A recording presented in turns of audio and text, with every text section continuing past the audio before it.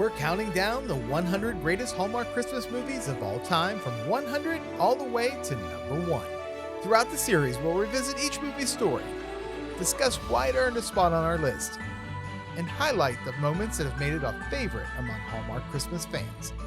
You'll also hear from my fellow Hallmark podcasters and YouTubers as they share their thoughts on the movie, its placement, and if I lost my freaking mind. If you're just joining this series, I encourage you to start from the beginning. And if you enjoy Christmas content all year long, then click on that subscribe button.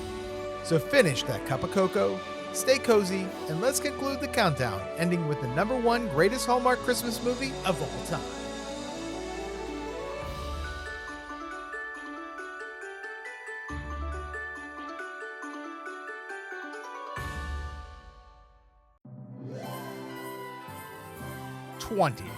Noelle Next Door. Noelle, a single mother dealing with custody issues, falls for Jeremy, a man who suffered a stroke a year ago, paralyzing his left arm. Little does she know that Jeremy is the cranky neighbor that her son calls Scrooge. The first Hallmark Christmas movie released in 2022, Noelle Next Door was unique. The movie broke rules with fun dialogue that referenced uncomfortable topics. Women needing tampons. Oh, yeah, I know. Turns out it happens every month. They didn't teach you that in biology class? Of course. Bitter arguments with exes over custody. I'm not gonna rehash the past with you. And I'm not rehashing our separation agreement with you. Christmas falls on mine. And bad blind dates with smelly, pretentious flat earthers. So, Noelle, are you one of those people who believe our planet is actually round? Not only make this movie fun, but make Noelle and Jeremy's relationship seem normal. Natalie Hall as Noelle is the standout performance. Her character looks past Jeremy's disability and likes him for who he is. My favorite scene is at the diner when she helps him take off his jacket. She makes him feel comfortable as he accepts her offer of help. Oh, Thank you. Yeah. Breaking his cold exterior. Their characters have great chemistry, and you can see Jeremy come to life when he is with her. Corey was convincing, feeling the struggle of his character who had a disability, but I'm not sure I found his character a Scrooge, especially because that kid was a monster. But don't worry, Hallmark isn't abandoning the holiday movie tropes that we all love. Beneath the realistic dialogue and flawed, struggling characters is the familiar Christmas romance at the heart of the story. 19. 5-Star Christmas. Lucy is the daughter of the owners of the Ralston Inn, a small Connecticut bed and breakfast converted from their family home. When famed travel writer B. Turner arrives incognito, the entire family pretends to be guests in hopes of earning a glowing review. But when Lucy mistakes Jake for B. Turner, she sets out to win him over. So far, Bethany Joy Lenz has only appeared once on this list, and spoiler alert, there's a reason for that. I've named several actresses as my favorite, but honestly, I think Bethany is the best actress Hallmark has. She can absolutely handle drama, but as 5-Star Christmas proves, she also has fantastic comedic timing. I love the premise of this movie. Watching the whole family pretend to be hotel guests leads to some wonderfully over-the-top comedy, especially with Paula Shaw's Margot. There's a big part of why this movie ranks so high for me. And of course, Victor Webster's flirtation with Bethany Joy Lenz's Lucy gives us a great romance, especially when he sings Elvis's Blue Christmas. I'll be so blue, just thinking about you. I love this one, and this one is probably placed rightly so in the list. It was a delightful film to watch. Surprises around every corner, and the fact that we didn't know who was who, and you can only lie so much, and so it wasn't getting uncomfortable crunchy, but because of the lions kept on lying and you had to lie and you had to keep the lie going, you knew it was going to explode, and you were waiting for that anticipation, that dopamine hit of like, how is this all going to end? It was so good. But the lie we found out that really tipped the scales was when she went into the guest's room to turn on the trip breaker. That was delightful. Not like you would expect. This is one of my favorite Hallmark Christmas movies. It's just a great family comedy, and it's one I think I didn't have it on my radar necessarily as one I like had a lot of high expectations for, and I laughed so much watching it. It was such a wonderful surprise of that particular countdown to Christmas season. You've got Bethany Joy Lenz, Hallmark leading lady legend, and Victor Webster, also a leading man legend of Hallmark. This is one I watch it all year round if I just need a really great family comedy. 18. Christmas with Holly. Mark takes care of his 6-year-old niece Holly after his sister passes away. Holly has stopped speaking and is struggling in school. To help care for her, Mark's 2 brothers, Holly's uncles, move into the same home he's renovating. In town, Mark meets Maggie, the owner of the local toy shop, where Holly slowly begins to open up. Christmas with Holly is a tearjerker. When this movie came out, my daughter was very close to Holly's age. The thought of a child losing her parents and refusing to speak was difficult to watch. So why is this movie on the list? Because not every Christmas movie is happy. We've seen a few films on this list that don't fit the traditional cheerful Christmas mold. Life is hard, and eventually all of us experience difficult moments that fall in or around the holidays. Eloise Munford, who we've already seen on this list a few times, is wonderful as Maggie. Her relationship with Sean Ferris's Mark is probably the least interesting part of this film, and that's not a criticism. The real focus is on Holly. Her bond with Mark and her 2 uncles, her love of the fairies in the toy shop, and her journey towards speaking again. When she finally does speak, it's because she feels comfortable. She has a new family. And like I said, not every Christmas movie is happy, but a lot of them have a happy ending. He's my favorite uncle. So is Uncle Scott. And do you think you can be my dad? Yes. Of course I can, sweetheart. Forever. This is my #1 favorite Hallmark Christmas movie of all time. It is absolutely beautiful. Put it on and I will just start sobbing. The acting is amazing. The writing is amazing. The plot is truly beautiful. And honestly, it's a huge improvement from the book. They just made a Hallmark Hall of Fame movie that really deserves to be in the Hall of Fame. It is gorgeous from start to finish. 17. 9 Lives of Christmas. Taking in a stray cat named Ambrose, firefighter Zachary meets Marley, a veterinarian student working at the pet store. She helps him pick out cat food and instantly falls for him, giving him the nickname Brown Eyes. Forget it. I don't have time to date. And even if you did, guys like Mr. Brown Eyes don't. Deep girls that talk about it. When Zachary's nightmare girlfriend causes Marley to lose her job and then later her apartment, Zachary invites her to stay with him. As they care for the cats, the 2 begin to grow closer. In 2014, Hallmark introduced us to Kimberly Sustad. At a time when many Hallmark leading ladies were confident, successful women with polished careers that usually gave up their career for a man, Kimberly's Marley felt completely different.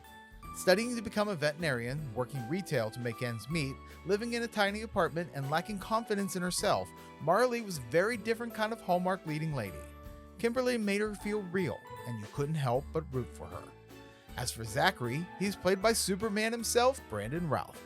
6 years after playing the Man of Steel, Brandon found himself starring in a Hallmark movie with cats. Both he and Kimberly have joked that while Brandon is recognized for Superman, he's also recognized just as much for the 9 Lives of Christmas. The 2 have great chemistry together, and they're incredibly charming. You know what I just learned? Mountain lions actually take a leap of faith and love. When a male finds a female that he's attracted to, he jumps in front of her, stopping her in her tracks, professing his love for her. Wow. Yeah. And I love that you know the right shade of white. I love that you know how to install a stove and cook dinner. That you love animals, and I love that you know how to buy a Christmas tree. And I love that you believe in love and made me believe. But sometimes it finds you when you weren't even looking. I want to jump in front of you, stop you in your tracks. Mountain lions. This movie has stayed a favorite with fans for years, so much that Hallmark eventually gave it a sequel that didn't quite hold up to the original. This movie is especially beloved by Hallmark fans who are cat lovers. So many holiday movies featuring dogs, sometimes even dogs playing sports, but a Christmas movie centered around cats is rare. That alone helps make the 9 Lives of Christmas stand out. We also call this one Kitty Cat Christmas or A Very Ambrose Christmas. This one, absolutely love this one. It makes you just giggle. It gives you all the feels of Christmas. Kimberly Sustad, one of her first breakout roles, fantastic. She's now a staple on the channel. Absolutely love her too. Yeah, excellent movie. The fact that they were able to put a cat as the centerpiece of this movie and to bring two people together was an interesting take. I'm not necessarily a cat person. I don't dislike cats. I find them amusing, especially when you see so many videos online of cats just being stupid. I think we would see more people being stupid online if cats were posting videos. Okay, yes, it's dumb. It's really dumb. I will give you that. However, it's also funny, and Kimberly Sustad, it's her first movie where she really got to shine, and she gets to play a character that is so different than every other character we see on Hallmark. We've been seeing such polished leading ladies, and here we have someone who is violently awkward and eating far too many gallons of ice cream, and she is so relatable. 16. Take Me Back for Christmas. Life hasn't been easy for Renee after losing her mother. She and her husband Aaron feel stuck, not only living in her mother's old home, but also in their mundane work life. After making a wish for a different life, Renee discovers she's no longer married, and her mother is alive. This movie is another tearjerker, but in all the best ways. Vanessa Lengies as Renee and Paula Boudoir as her mother are the stars of this film. Their relationship is the primary story, with Renee getting to spend one last opportunity to be with her mother. Take Me Back for Christmas was not only heartwarming, but also a nice change of pace from the usual Hallmark film.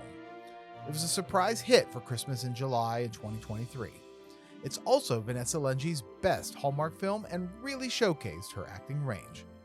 The story was more than just a romance. It was a mother-daughter story first. Corey Sevier, who plays Aaron, has great chemistry with Lengies, but really shines as the film director and should be proud of this Hallmark film. Spoiler alert, the movie ends with Renee getting one last night with her mother. I love you, Mom.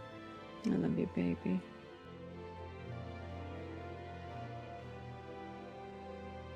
When she awakens the next day, she's back to her old life. Given the opportunity to be with her mom inspires her to do more. While the moment with her mother will make you cry, we can feel hopeful that Renee has a new outlook on life. Take Me Back for Christmas is an interesting one because it came out as a Christmas in July film. And so I think none of us were expecting it to be an all-time great. None of us were expecting it to be one of the best Christmas movies I've ever seen. And so it was extra shocking when we saw it, and I was just like a puddle on the floor of tears, but in a good way. To me, it was so effective. The idea of getting a second chance to have that conversation with her, in this case, her mom, and seeing her again, and how you would feel, especially for somebody who feels as stuck as she feels stuck. And she just has been stuck by grief. And so to get a chance to talk with her mom was very, very well done. I think the actress did an excellent job in that role, both Vanessa and the lady playing her mother. Movies at Christmas that have a sort of a fable or an emotional quality to them. And I just absolutely love the emotional core of the film, and so it's one of my favorite Hallmark movies, one of my favorite Christmas movies. 15. The Christmas Ornament. After losing her husband earlier that year, Kathy, played by Kelly Martin, is doing her best to avoid Christmas while working through her grief. The bike shop her husband opened is struggling, forcing her to make some difficult decisions about her future. Her friend Jenna convinces her to come along to buy a Christmas tree, and there she meets Tim, the tree lot owner, played by Cameron Matheson. If this list was based purely on my personal favorites, The Christmas Ornament would be my #1 Hallmark movie of all time. I started watching the channel in 2010, and when this movie premiered, I instantly fell in love with it. The biggest reason is the chemistry between Kelly Martin and Cameron Matheson. Cameron's Tim is such a likable character, He clearly cares about Kathy and he's drawn to her, but he respects where she is emotionally at and never pushes past her boundaries. He slowly helps pull her out of her sadness, only for Kathy's fear and superstitions about the broken ornament he gave her to make her question whether she's ready to move forward. And sometimes you have to wait your whole life for it to show up, but when it does, you grab tight and you hold on, because those bumps and the twists and the stomach lurches, those are what make you feel like you're still alive. I would have given you all the time in the world to be ready to take a ride like that. All the time in the world. And we have to talk about the butterfly ornament. The ornament was actually a tie-in with the one Hallmark sold in stores, which I didn't realize until years later.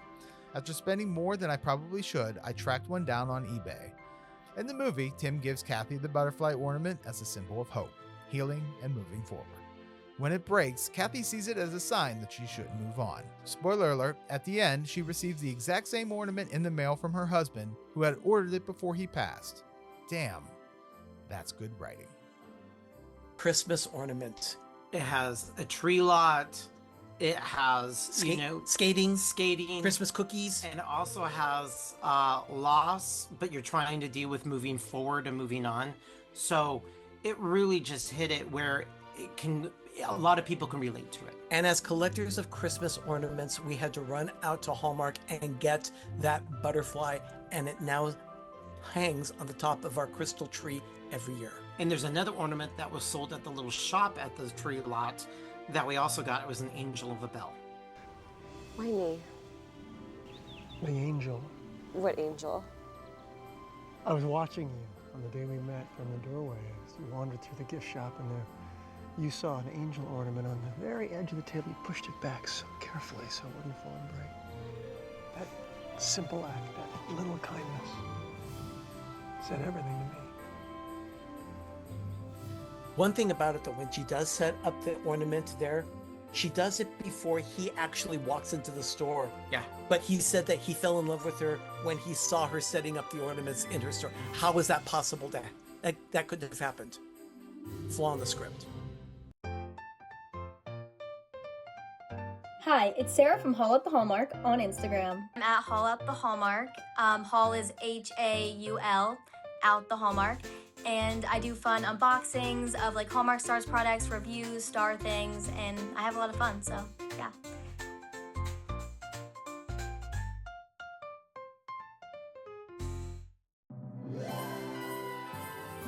"14. 3 wise men and a baby." Luke, a firefighter, discovers someone has left a baby named Thomas at the firehouse, asking him to care for the child until she returns. He enlists his brothers Stephen and Taylor, who work together to care for the baby throughout the holidays. When Hallmark announced Andrew Walker, Tyler Hines, and Paul Campbell would star together in a film, it's no surprise that 3 Wise Men and a Baby was the most anticipated film for Countdown to Christmas in 2022. Mimicking the title and the story idea from 80s film 3 Men and a Baby, Margaret Collin, who was in the original film, plays the 3 Wise Men's mother. Written by Paul Campbell and Hallmark star Kimberly Sustad, the movie was the most watched TV movie on cable in 2022. Andrew Walker, Tyler Hines, and Paul Campbell clearly had fun with this film, embracing the comedy. My only issue with the film was the relationships that are not necessary. I eventually loved that aspect of the sequels, but not every film has to end with a new relationship, especially when the chemistry between the 3 brothers is so good, even if they don't look anything alike. I appreciate the story focusing on brother's relationship with the mom. It one of the first time Hallmark actually did that. It is a great Christmas movie, and the cast is awesome. This was the Hallmark launch of all launches, because not only did we get a trilogy of films out of this, we truly got the Hallmark leading man ensemble of Paul Campbell, Andrew Walker, Tyler Hines. It was one thing to have each of those guys as individual powerhouses, but then to put them all together, this was like any Hallmark fan's dream. And that's why this movie is so epic. Trying to be men, but yet they're still dependent on mom, and then they all just, kind of have their own just brotherly sort of quarreling, and it's hilarious. It's also heartwarming, and there's a reason we ended up getting 3 movies out of this, because they're that good and we never get sick of them. 13. The Santa Summit. Recently dumped art teacher Jordan enlists her teacher friends Ava and Stella to attend the annual Santa Summit, where participants dress as Santa, hopping around to different locations, eating, drinking, and having fun. She's hoping to run into her ex, but meets and connects with Liam, but doesn't get his name before getting separated and lost in the sea of Santas. In 2023, the Santa Summit was a surprise standout. Loosely based on the real event, the annual New York SantaCon, a pub crawl where participants dress as Santa and essentially get drunk, Russell Hainline crafted the Hallmark version of that event, toning down the excessive drinking, but still keeping it a fun and chaotic event. While still a romance story, all of the conversations the characters have are comedic and well written, right down to the Lord of the Rings references. Look, as Arwen once said to Aragorn, I would rather share one lifetime with you than face all the ages. I would rather share one lifetime with you This world alone. and face all the ages of this world alone. You know Lord of the Rings. Oh, I know Lord of the Rings. But the story's main focus is on friendship, more than the romance relationships that the women make at the end. Hunter King, Amy Groening, and Stephanie Sy are the stars of this film, with their friendships at the heart. While all three of them end in a relationship, none of the stories feel rushed. The Santa Summit spectacularness can be summed up in one word: Cher. We have a silent disco belting out a Cher Christmas song, and that alone should be all you need to know that this movie is great. This movie, in my opinion, is more of a buddy movie between Hunter King, Amy Groening, and Stephanie Sy, more than a romance. This would have been the best movie of 2023 had Round and Round and Biltmore Christmas not also been in that year. Best year ever. I really wish that Hallmark would take the movie The Santa Summit and recreate an ornament of the tree that is actually a DJ during that film. That was actually a wonderful film with all the Santas wandering around the street. And the thing is that it was one day. This whole film was just one day. Pretty much one day. It was great. How she figured out it was the gingerbread house. You know, at the very end, you're just like, yeah, it was so good. The Santa Summits. Okay, you've got Jeff Beasley directing, and honestly, one of the greatest Hallmark directors of all time. And with this particular script, this was also a new presentation of a Hallmark love story, because while each of them are sort of pursuing love, your leading love story, your leading man and leading lady spend like less than 10 minutes of the movie together. So completely different dynamic. And it's really a story about these three friends, and it's a story of self-love. And Hunter King solidifies herself as a Hallmark leading lady legend with this one. It's such a fun movie. It was also one, I think, because of, was it Three Wise Men or Holiday Touchdown kind of hoopla, that it just got overshadowed, but it became one of the most powerful and most talked about movies of that countdown to Christmas season. When I had chatted with Jeff Beasley, he had even said it was one that with every re-airing, the viewings actually went up. And this was one that, like, word of mouth, everybody was like, have you seen the Santa Summit? Have you seen the Santa Summit? It was that good. And there's a reason that this is one of the most legendary Hallmark Christmas movies of all time. 12. Crashing Through the Snow. Amy Acker is Maggie, who in order to be with her kids at Christmas, reluctantly joins in the celebration with her ex-husband Jeff, their kids, and his new girlfriend Kate at her family home in Aspen. There, Maggie meets Sam, played by Warren Christie, where an unexpected new romance begins. Another surprise Christmas in July film, Crashing Through the Snow, was shockingly good. For the first time, Hallmark featured a divorced couple putting on a good face in front of their kids. They still argue and show resentment towards each other in the Hallmark way. I screwed up. Big time. I should have told the girls I was going to propose today. Well, in your defense, Mia can't keep a secret to save her life. I know, right? But the fun idea of crashing your husband's new girlfriend's family at Christmas is not a story we've seen on Hallmark before. It's uncomfortable. However, it's a unique approach to tell a story focused on a broken marriage that isn't resolved with them together at the end. Both Jeff and Maggie are moving on, but still need to be part of their kids' lives. Crashing Through the Snow is a refreshing take on the portrayal of a blended family navigating the holidays together. Maggie has realistic discussions with her new romantic interest Sam, and together Amy Acker and Warren Christie have fantastic chemistry. Finding a new romantic interest in front of your child, ex-husband and his girlfriends and her parents, it's awkward, but somehow this movie really works. Crashing Through the Snow, I have to admit, I came pretty late to this one, but it is an amazing movie. Amy Acker singing Christmas Unwrapping at the beginning is awesome. It just hooked me. The chemistry between her and Warren Christie is off the charts. But the best thing about this movie is Brooke Nevin plays the new woman brilliantly. She isn't evil, she isn't bad, she generally wants just to have a happy, blended family. This movie is great. Top 5 in my book. This may be the best Christmas in July movie Hallmark has ever done. Crashing Through the Snow was the first time I saw a Hallmark movie that didn't feel like it was trapped in, 1960. I don't know. The fact that there were references to gremlins. Don't feed them after midnight. You know what happens if you break the rule. You haven't seen Gremlins? It's the greatest Christmas movie of all time. That is going on the list. And Christmas wrapping. A glass of Christmas cheer. I just need to catch my breath. It's Christmas by myself this year. Both of which date back to the 80s, but still somehow felt bleeding edge cool in 2021 for Hallmark to address. Also, the idea of blended families and a divorced couple still being on friendly terms, and both seeking out new partners and making sure their kids are okay with it every step of the way, all handled really well. Amy Acker, a very talented comedian. Warren Christie does the leading hunk thing very well. A great supporting cast of comedy players. Really funny, really sharp. Felt like a moment that Hallmark was pivoting into something better, which they briefly did until they kind of stopped. 11.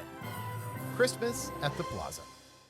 Historian Jessica Cooper, played by Elizabeth Henstridge, is hired to create a retrospective of the Plaza's Christmas history. She researches and locates a different finial d'arbor or tree topper atop the Plaza's lobby Christmas tree each year. While searching through the archives, she discovers that one of the tree toppers is missing. Teaming up with the Plaza decorator Nick, portrayed by Ryan Pavey, they search for the missing tree topper and find a new romantic relationship. The movie features the iconic Plaza Hotel in New York, made famous to me as a hotel that Kevin McAllister stayed at when he got lost in New York for Home Alone 2. Can I help you? Reservation for McAllister? A reservation for yourself. Ma'am, my feet are hardly touching the ground. I'm barely able to look over this counter. How can I make a reservation for a hotel room? Think about it. A kid going into a hotel, making a reservation? I don't think so. Most of the film was shot inside the hotel, including the famous lobby, champagne bar, the palm court, and the oak room. It's rare for Hallmark films to shoot outside of Canada, let alone iconic locations such as the Plaza. Elizabeth Henstridge's Hallmark debut was the best film of 2019. Paired up with Ryan Pavey as the rugged, muscular Christmas decorator, they both work well together. I didn't fully believe his character was nothing more than a guy who strings lights until the end when we see his grand gesture. Look up there. See, some jobs I do for money, and some jobs I do for love. See the white star? That's how you can tell I did this one for love. For most of the movie, Jessica is already involved in a bad relationship.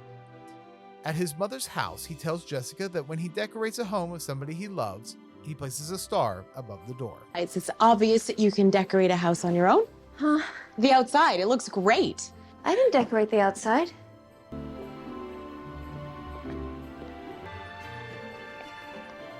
If you didn't do this, then who did? Now we have to suspend disbelief that Jessica didn't hear him placing lights on her home. Jessica realizes that Nick is the right man for her at that moment. It's the perfect solution for bringing them together. Aided by a supporting cast that includes Julia Duffy, Christmas at the Plaza is as special as the iconic hotel. This is another one of those movies that I find very heartwarming at Christmas time. I watch this on repeat constantly throughout the entire season. Sometimes I'll pop it up in April. It's the one movie where the whole movie is just nothing about decorating for Christmas. This one has Christmas decorating, Christmas gifting, doing things for people less fortunate than you, love found, love lost long time ago, and then love found again. The fact that he was able to hang lights on the outside of her house and not have her discover that he was out there, that's a little far-fetched. You really do have to suspend reality in order to try and grasp that. I mean, it's a cute little linchpin in the movie towards the end of the film, but still, this is one of those times in a Hallmark film where you really have to suspend reality. This one, for me, is in my top 5. So it was just perfection all the way. I mean, who would have thought that's what you would want to represent? I know this film, to me, this one, and one thing that everyone overlooks on this one has one of the best music scores of any Hallmark film. Christmas at the Plaza, number 11. Clearly, this is a typo, so that's fine. I'd like to point it out. It should be at least 211.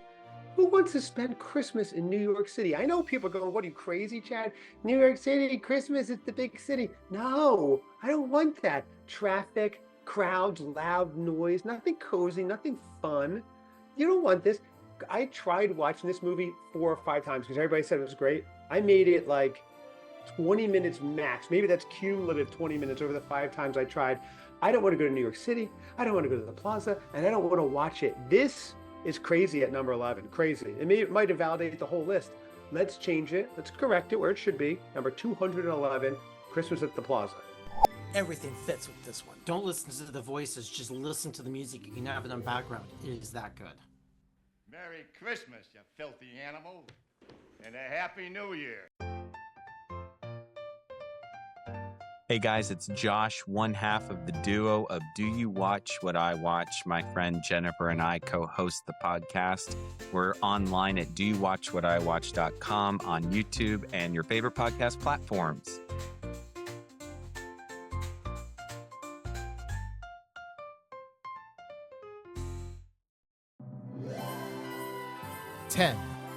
The most wonderful time of the year.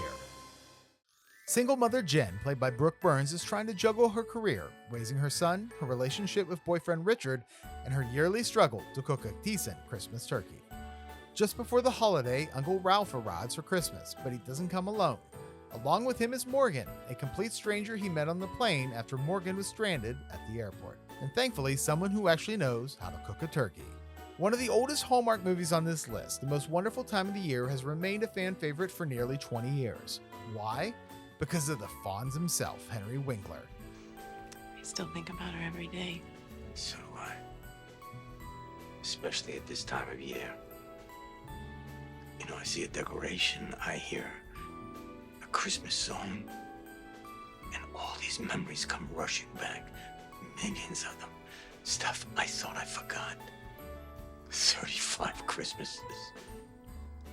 Are you sure you want me to take these? You don't want to keep them? Aunt Margaret would be so happy to know you have them. Besides, they would look a little gauche on me. Uncle Ralph is determined to play matchmaker for his niece, and knowing her questionable taste in men, he quickly realizes Morgan is a much better fit than her current boyfriend Richard, a stuck-up man with expensive shoes. Me, it's very boring. I have met more interesting doorknobs, actually. But he's very successful, and he wears $800 shoes. You're kidding. No. Hey, listen, I've been a cop 38 years. If there's one thing that I learned on the beat, you do not trust people who wear $800 shoes. Sure, we're supposed to ignore the fact that Morgan travels the world with no real career or permanent home and assaults a man over a toy. But apparently, all of that can be overlooked because he can cook, he's handsome, and he's played by Warren Christie. The idea of a family member bringing home a complete stranger for Christmas is completely ridiculous, but somehow this movie makes it work. Jen is stuck in a relationship of convenience, and Morgan slowly helps her realize that this could be something more, especially as she watches how much her son and Uncle Ralph adore him. But this movie really belongs to Henry Winkler. He shines in his only Hallmark movie, and without him, I think this one might have been forgettable. I had a chance to meet Henry Winkler a few years ago and tell him how much I loved this movie. He remembered it fondly and loved that I considered him a Hallmark star. The most wonderful time of the year is old school Hallmark, but it is freaking brilliant old school Hallmark. We have the Fonz in it, and that should be good enough, right? But we also have Warren Christie smoldering as ever, and of course, the horrible boyfriend. But at the end of the day, it all comes down to Brooke Burns. Brooke Burns.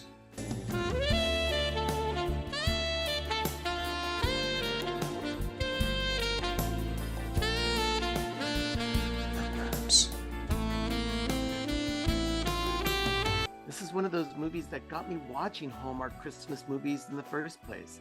I liked Henry Winkler's character. I grew up with him because of being the Fonz in Happy Days.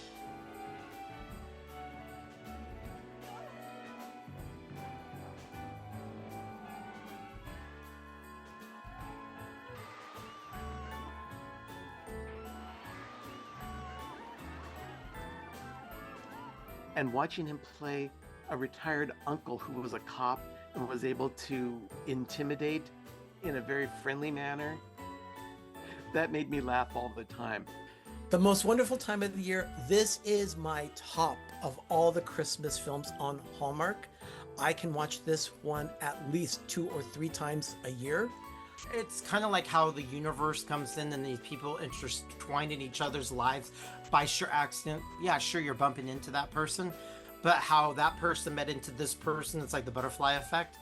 And it just worked out so well of, you know, the uncle was trying to cohort his niece and then everything fell. Yeah, the uncle was coercive. Yeah, he was totally meddling and in a good way, being the busybody uncle. Man, that uncle, Henry Winkler, what a fantastic uncle. Class act.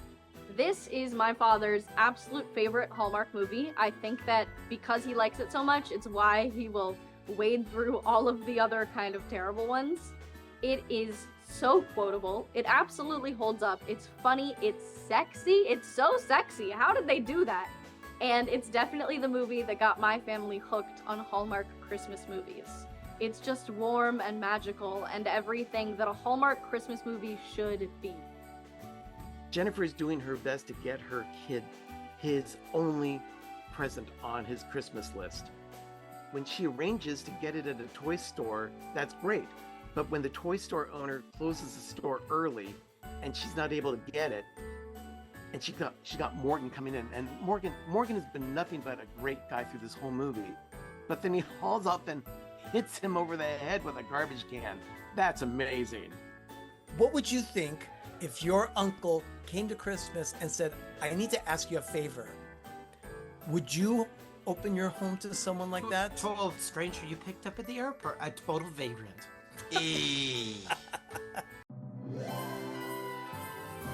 9. Merry Christmas, Ted Cooper. Ted Cooper, a weatherman with a streak of disastrous Christmases, returns home determined to change his luck. After an injury sends him to urgent care, he reconnects with Hope Miller, his high school crush turned doctor. Ted hopes his budding romance signals a holiday turnaround, but his Christmas bad luck isn't done with him yet. Thankfully, with Kate, Ruth, and Hope by his side, he might finally overcome the chaos and enjoy the Merry Christmas that he's been waiting for.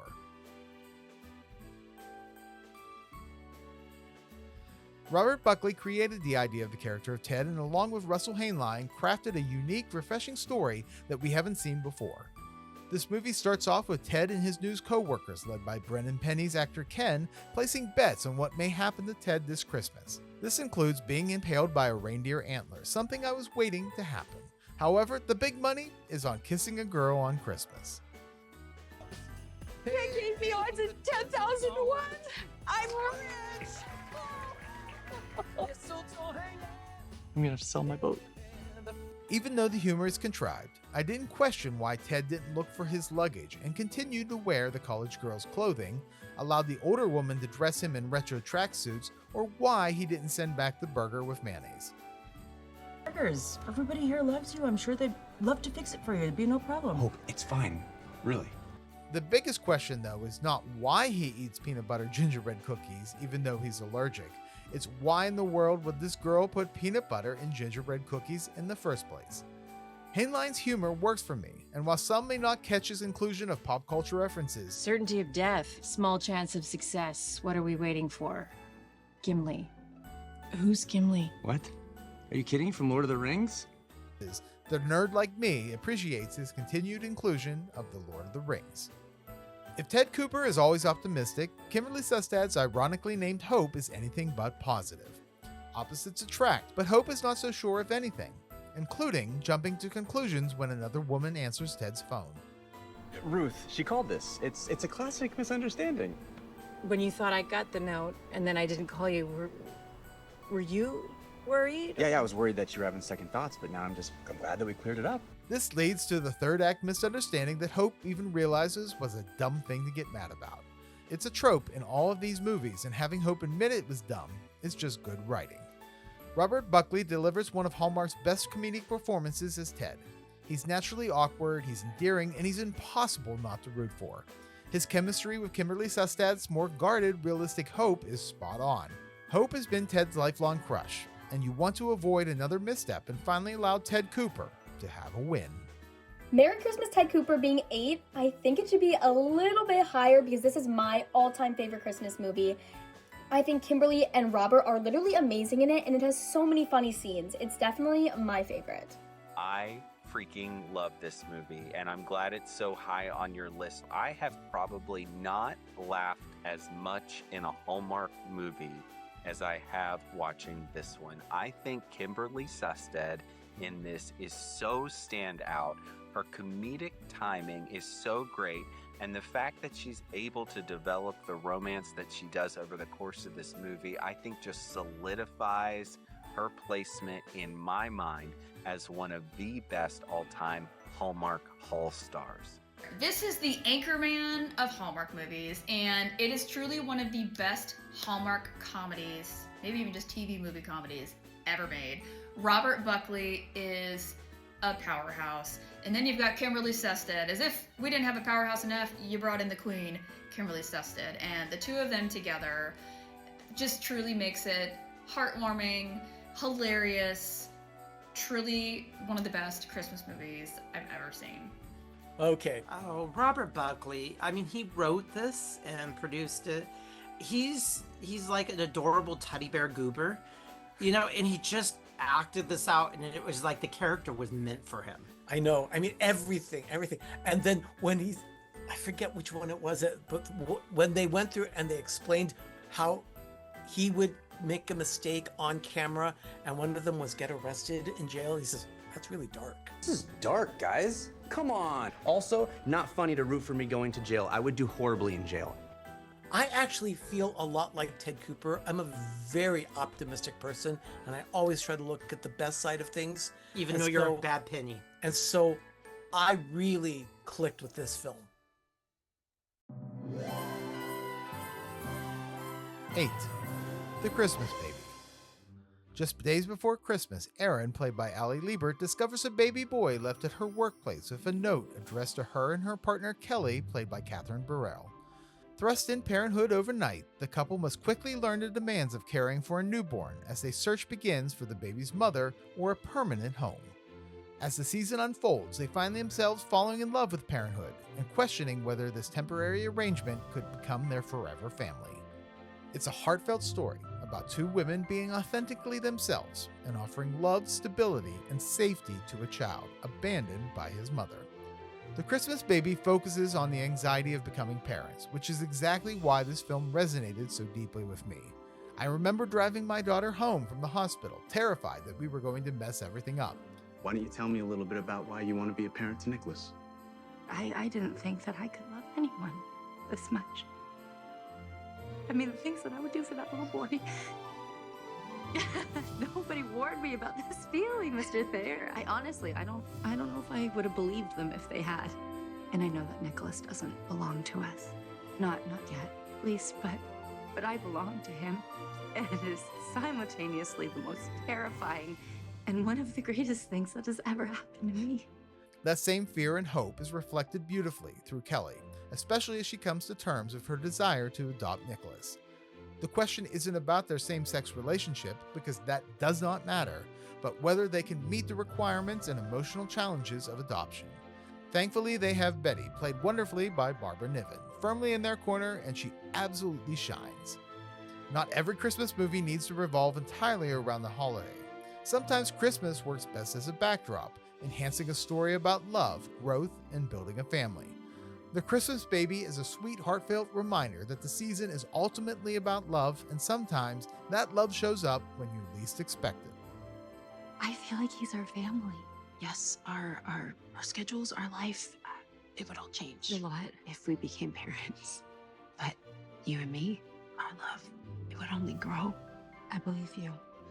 You want to try and get our boy back? Yeah, I really do. Yeah, yeah. It is always a rare thing for Hallmark to put LGBTQ plus couples front and center. And rarely have we seen these kind of stories handled with this degree of poignancy and sensitivity. We've had a few good comedies over the years, but this one is a really moving story about two women coming to understand their preparedness and their eagerness to start a family when possibility kind of stares them in the face at the holidays. Kat Burrell and Ali Liebert are a terrific couple. They've got tons of chemistry. You've got the wonderful Barbara Niven offering backup. And yeah, this is just a sweet and lovely movie. And if you have a problem with it, look at yourself. It's not the movie's fault. 7. Rescuing Christmas. Rachel Lee Cook plays Erin, who's granted 3 wishes by elves Chuck and Debbie to kickstart off the holidays. Unfortunately, the plan backfires as they scramble to remind people about Christmas after Erin wishes that Christmas didn't exist. It's really funny that in 2023, Hallmark produced 2 movies that deal with the same situation but are approached very differently. Where Are You Christmas chose to focus on the concept of people being in black and white, only to return to color when their spirit is restored. While that movie is higher on our list, Rescuing Christmas is in our top 10. It's more of a traditional, silly Christmas movie featuring the North Pole, Santa Claus, and his elves as they struggle to restore the holiday. Rachel Lee Cook is always one of my favorite Hallmark stars, and she brings a bit of reality to a crazy story that doesn't try to hide its silliness. The moment at the end when she realizes that she has forever changed the world is so good. Everything goes dark. After numerous attempts to remind people of the holiday, Erin truly believes that she's ruined Christmas for everyone. With one last desperate wish, she's finally heard. The tree light turns on, the music plays, and Rachel's facial reaction gives us a chance to celebrate and cry at her happiness. The scene is pure joy, and it's one of my favorite Hallmark moments of all time. Unfortunately, Hallmark buried this film on streaming, and it didn't get the recognition it deserved from fans who were unable to watch it at the time.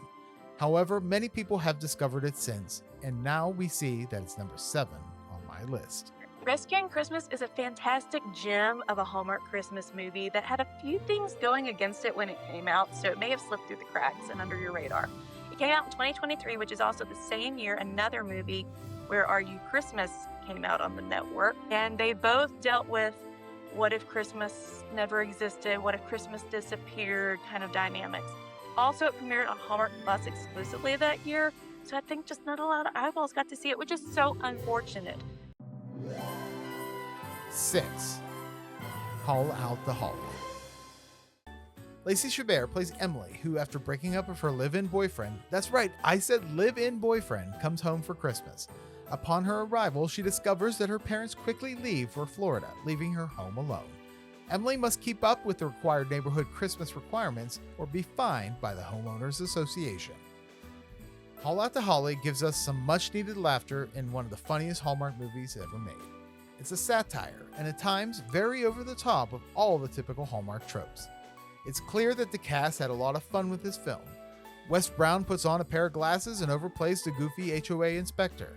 Melissa Peterman plays the Karen of the neighborhood, annoyed with everything that Lacey character does.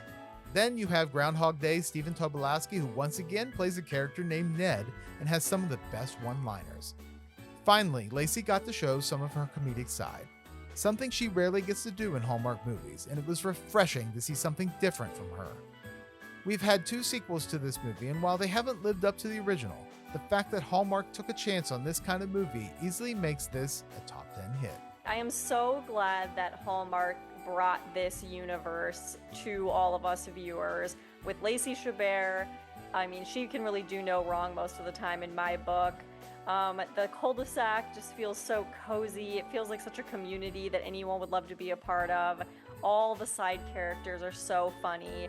It makes me laugh out loud all the time, every single time I watch it. I also love that it got a sequel, and I love that it got a Halloween spin-off, which I am obsessed with, maybe even more than the Christmas one. I just am very glad that Hallmark brought this world to all of us. I think Hall at the Holly definitely deserves its place. It's ranked number 6. Honestly, it is one of the most classic Hallmark movies, so how could it not be in the top 10? You got great stars and great Christmas magic. Amazing movie. 5. An Unexpected Christmas. A beardless Tyler Hynes is Jamie, a political speechwriter who makes a deal with his ex-girlfriend Emily, played by Bethany Joy Lenz, to pretend that they're still together after he never told his family that they broke up. Hoping to make his family Christmas special, it's not long before their fake relationship stirs up feelings between them. So let's call this an unexpected Hallmark Christmas favorite of 2021. I had no idea when I sat down to watch this for the first time that I would love it as much as I did. Truthfully, this doesn't feel like a Hallmark movie. It feels like a theatrical Christmas rom-com written by fellow Hallmark star Paul Campbell. The script really leans into Tyler's humor, and it works. Keeping up the fake relationship is hard. Emily accidentally tells the waiter that they're not really together and has to hide from him around the family so he won't spill the beans. After Jamie's sister finds out, she blackmails him into being part of the Christmas play. Hynes and Lenz have fantastic comedic timing and incredible chemistry, but the standout for me is Alison Wanzura as Jamie's sister Becky. She's so much fun that by the end of the movie, I wanted even more of her. Look, can you please just keep this to yourself? She leaves Christmas Day, I'll break the news when she's gone. I love you. And I support you. But you're wrong here. Writers Paul Campbell and Gregory Magoon delivered a sharp, funny script, and An Unexpected Christmas is one of the best Hallmark movies were ever made. With a bigger budget, this easily could have been a real movie played in theaters. Okay, let's talk about Unexpected Christmas. So it features 2 of the Hallmark greats, Bethany Joy Lenz and Tyler Hynes, together. This is the perfect pairing. Their chemistry is off the charts, and not even just romantic, but like they just have this ease about them. Like they'll do little things, just carrying a coffee cup. They just seem so effortless, and it's so great to watch. You get a fake dating trope, which I love, and you get zany family dynamics. This is the perfect on-ramp movie for people who think they don't like Hallmark movies traditionally. I think they'll be pleasantly surprised by this one. One word, Tyler. Other important reasons, it was written by Paul Campbell, and it is a great Christmas story. Unexpected Christmas. I completely understand why you have this ranked at number 5 with Bethany Joy Lenz, Tyler Hynes. It is so incredibly funny and witty. On the surface, the premise sounds a little bit overdone, but something about this one, maybe it's the acting, it makes me laugh out loud every time. I love the scene of when Tyler oversleeps and Bethany's character has to go downstairs and kind of awkwardly be with his family, pretending that they're still together and answering questions. Overall, just a hilarious movie that I go back to time after time. 4. Sugar Plums. Maggie Lawson stars as Emily, a married mom of 2 who wishes her family could have the picture-perfect Christmas straight off a holiday checklist. I wish, more than anything, for a Christmas where my family feels more connected. One that is magical and amazing. Her wish comes true when her favorite Christmas movie character, Sugar Plum, steps right out of the screen and into the real world.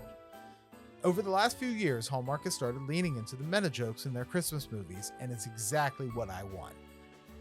It was a gift from the Prince of Armstrongia one magical Christmas Eve. He said that their sparkles reminded him of my eyes. Well, I've never seen anything even remotely like it outside of a movie. That's a lot of princes. You'd be surprised how many of them are just walking around disguised as commoners, especially at Christmas time. Sugar Plum is a perfect parody of the classic Hallmark rom-com heroine. She has countless careers that somehow all change at Christmas. She dates royal princesses in disguise and saves the family tree farm from the big bad real estate developer. Janelle Parrish gets the chance to fully embrace the role of Sugar Plum, and she's spectacular. I would happily watch more movies with this character. But I have had quite a few jobs back home in perfection. I've been a reindeer farmer, a gingerbread architect. Oh, one time I was a nutcracker repair specialist. Are those real jobs? No, they are not real jobs. Ones that no person has unless they are a character in a Christmas movie, and they do not spread wonder and joy throughout the holidays at all. Maggie Lawson plays Emily in a very grounded way, which works so well opposite a literal perfect Christmas movie character stepping into her everyday life. You're real? As real as your checklist. As we've seen from other movies, including Paul Campbell and the Santa Claus, Hallmark actors clearly love poking fun at themselves.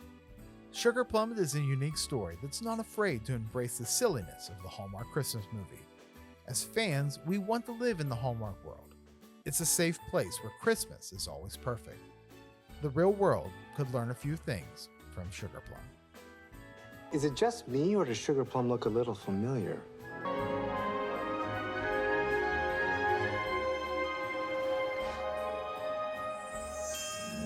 Totally agree with the placement here. This one is so much fun, and honestly, I just love the bottom line message in this movie.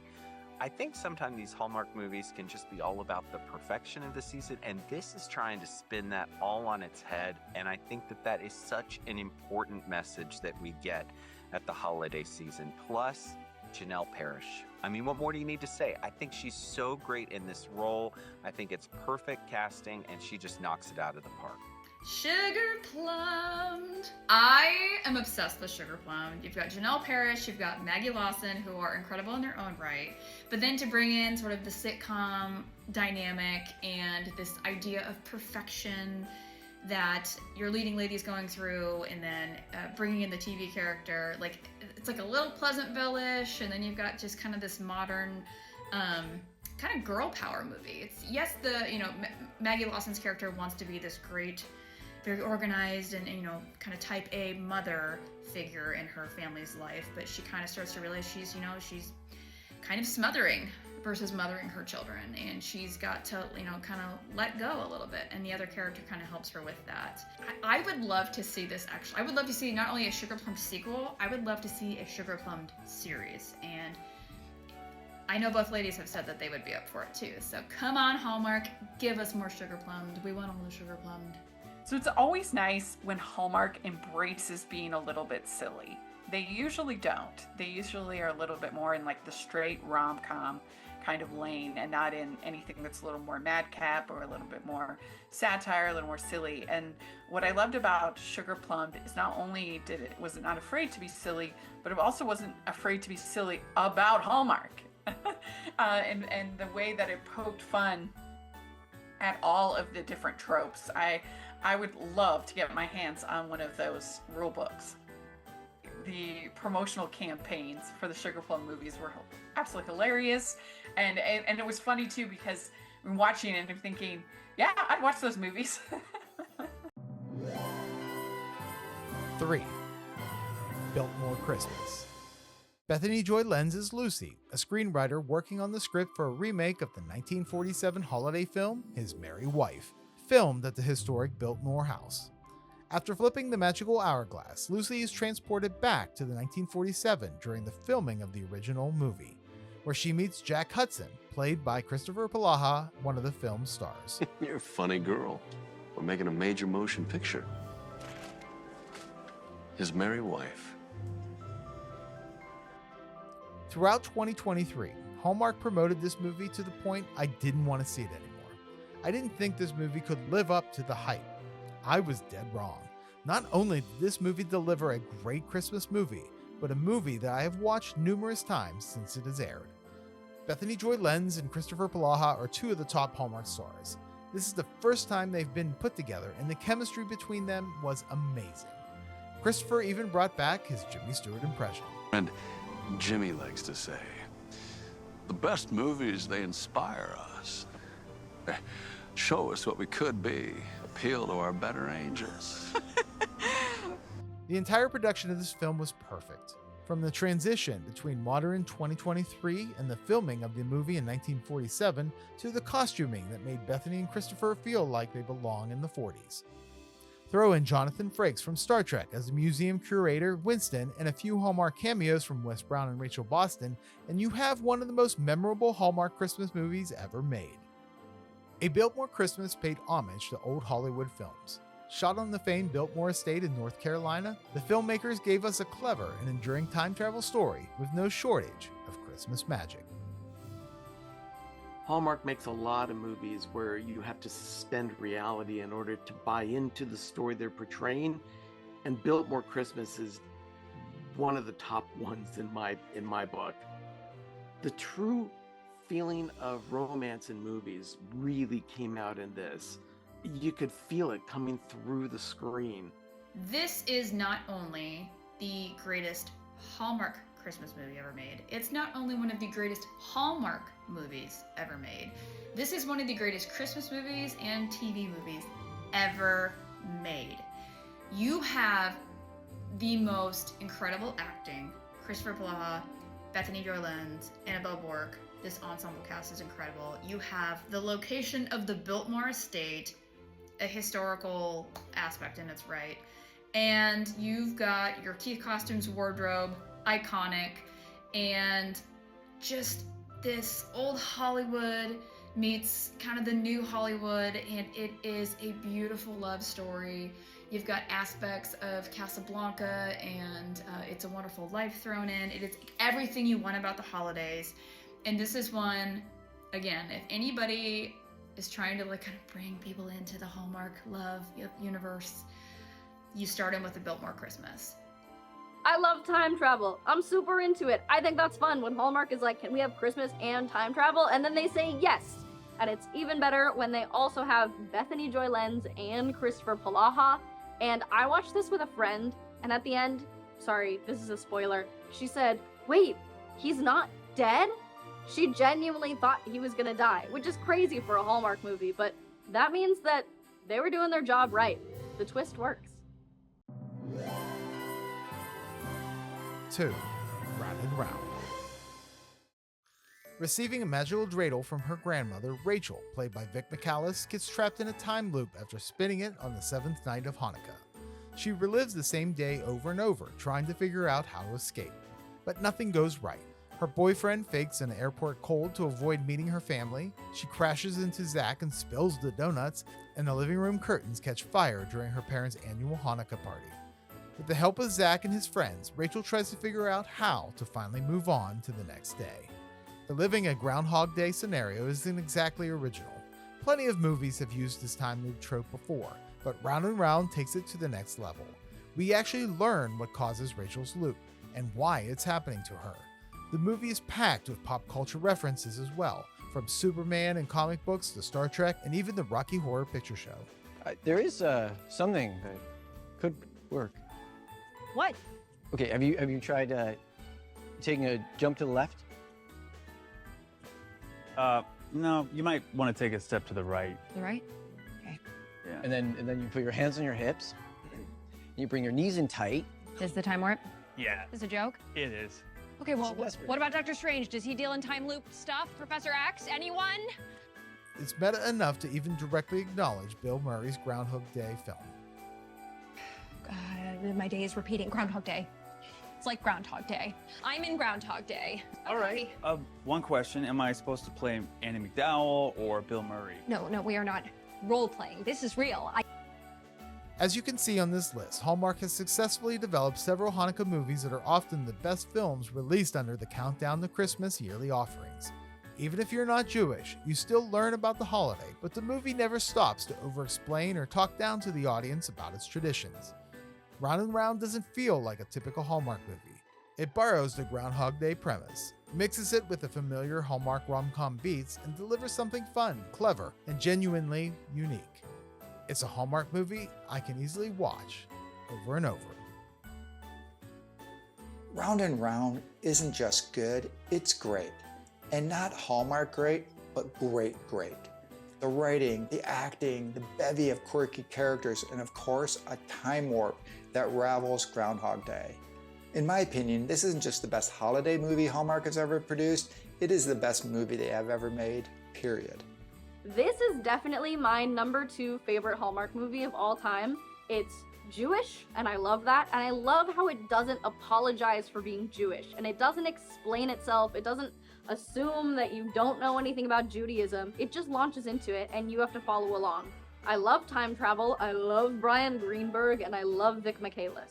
So this movie is genuinely 10 out of 10, no notes, it's perfect. The best Hallmark Christmas movie is not a Christmas movie. It's Round and Round, it's a Hanukkah comedy. We have seen the Groundhog Day formula used in a lot of these year-end holiday movies. It's a motif they like to go back to. We see, there's the Liar Liar ones and the Groundhog Day ones and the Shop Around the Corner ones. There's certain movies that get recycled a lot, but this Hanukkah comedy is clever. The central couple is great. I don't know why we haven't seen them get paired again yet. I hope that still happens. A script that feels like it was written in this century, which is very rare. Like the cultural references are very on point and current and zeitgeisty. And just a movie that assumes you're actually paying attention and picking up on the details. A delight. This is a movie that I recommend to people who don't think they would ever like a Hallmark movie. And trust me, I'm married to somebody who hates Hallmark movies, and even he likes this one. And the top Hallmark Christmas movie of all time. 1. Ghosts of Christmas Always. Catherine, the ghost of Christmas Present, along with the ghosts of past and future, spends each Christmas Scrooging a person who needs to discover the true meaning of Christmas. This year, something is wrong.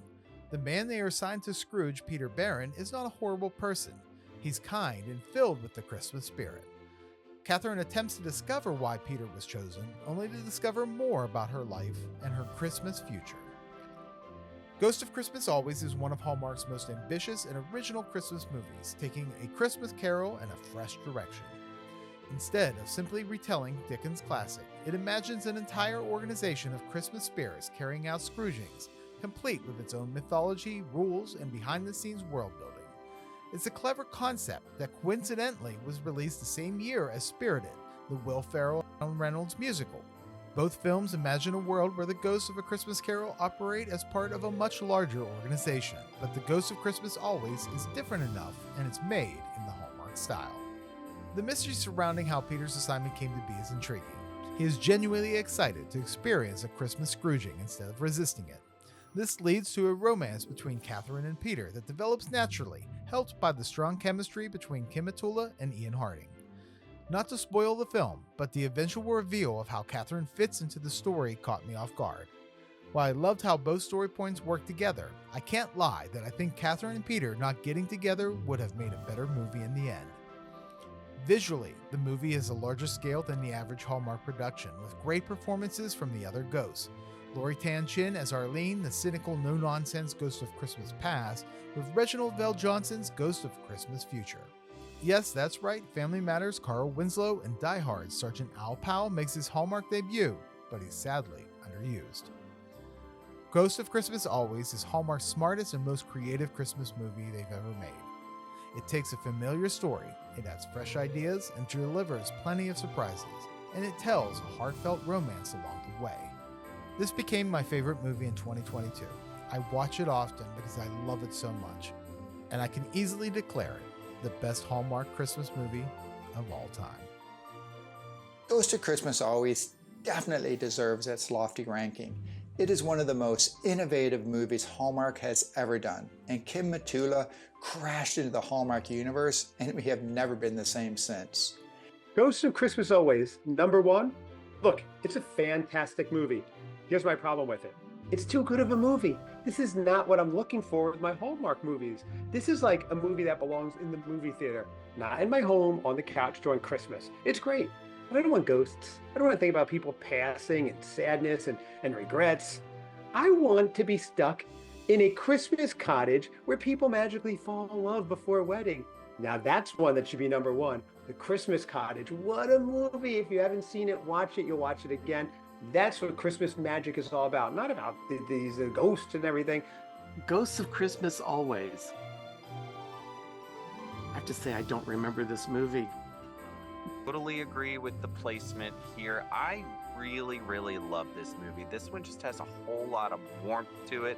Honestly, this one might be one of my all-time favorites, so it makes perfect sense that it's the top of your list. I do like when Hallmark takes familiar concepts like A Christmas Carol and, kind of does its own little twist or maybe flips it on its head. Instead of following Scrooge, we're actually hanging out with the ghosts, and it kind of works pretty beautifully. It is personally not my number one, but it is up there. It is so inventive. I absolutely never knew where it was going. And let me just say, you cannot go wrong with Kim Matula. I mean, she is incredible. Everyone in this movie plays their part so well, and the writing is just phenomenal. My favorite Hallmark Christmas movie of all time, I completely am in agreement, Ghosts of Christmas Always. It truly does not get better than this on Hallmark Channel. There's even a twist in it. It's completely unheard of in the world of Hallmark Channel, so it was so refreshing to know that they actually know what that word means and how to use it. Yeah, I mean, the only thing that I would say maybe that would knock it from being number one for me is I didn't really need them to end up together at the end. I didn't really need that to happen.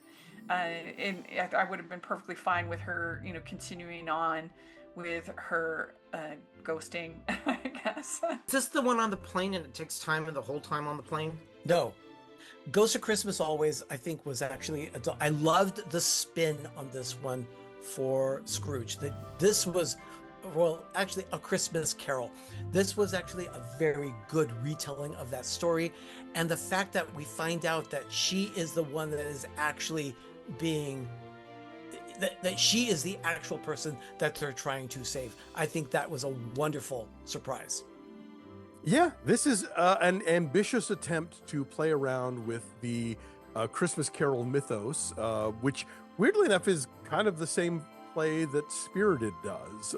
The idea of there's a bureaucracy that makes this happen every Christmas, and there are departments that decide who's going to be the person that we fix. Yeah, very charming, very funny, really terrific cast, and definitely a cut above. Not my personal favorite, but absolutely a top tenor. And if anybody tells me it is their favorite, I absolutely get it. And that is the top 100 Hallmark Christmas movies of all time. If you enjoyed this series, then click on the subscribe button to be notified when the next video is released, and I encourage you to check out my back catalog. Do you agree with all my picks, or do you think I got something wrong? Well, let me know in the comments below. I'm sure you will. I'm the Christmas aficionado, and remember, stay off the naughty list.